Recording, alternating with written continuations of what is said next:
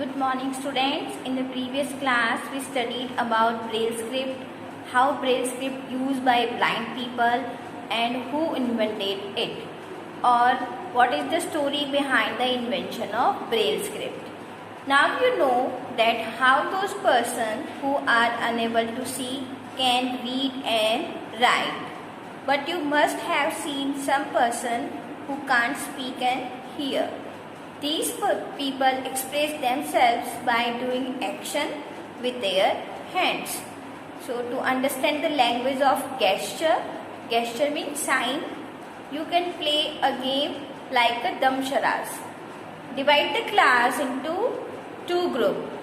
One of the member of each group will give an instruction without speaking by just using a gesture with hands like stand up, come here, open your book, etc. And the students of the second group will try to understand the instruction given using gesture and perform the same. Now the way you understood the instruction through gesture, similarly for those people who cannot speak and hear, a special type of language known as symbolic language is used. So what is symbolic language?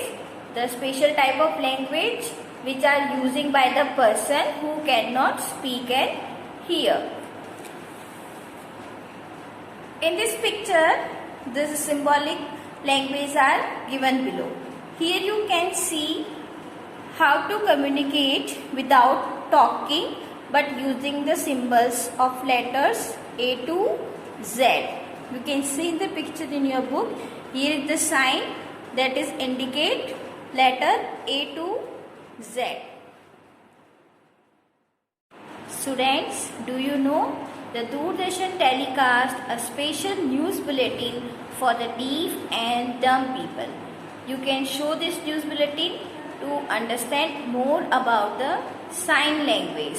Even you can try to make your classmate understand the word boy without speaking. You can ask more words like sorry, please, thank you by using symbolic language.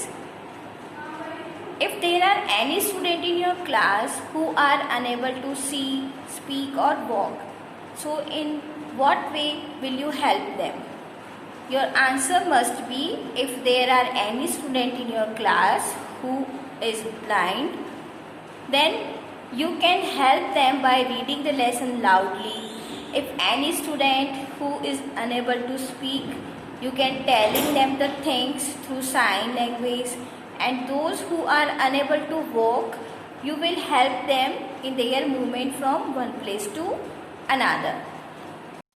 Students, have you ever heard about cerebral palsy? It is a type of disease. In this disease, all the organs of body like hands, legs, etc. are alright, but they do not work properly. Due to this disease, the patient brain has no control on the organ of the body, due to which the person cannot perform a particular activities, like he is unable to lift a book kept in front of him. So the people who are suffering from this disease, what should they need to recover? Some specific type of exercise is required in this disease. Due to physical exercise, brain start controlling the organs of the body. Similarly, there are some specific exercise to perform the activities like reading and writing. By practicing the exercise, the patient became normal, although he cannot work with a normal speed like us, but still his condition improved to a large extent. So your chapter is complete. I hope you understand this chapter. So mark your homework. Do the exercise that are given on the page number 24 and 25. On the page number 24, do question 1, 2, 3, and on the page number 25, do question 1, 2, 3, 4, 5 in book. Thank you.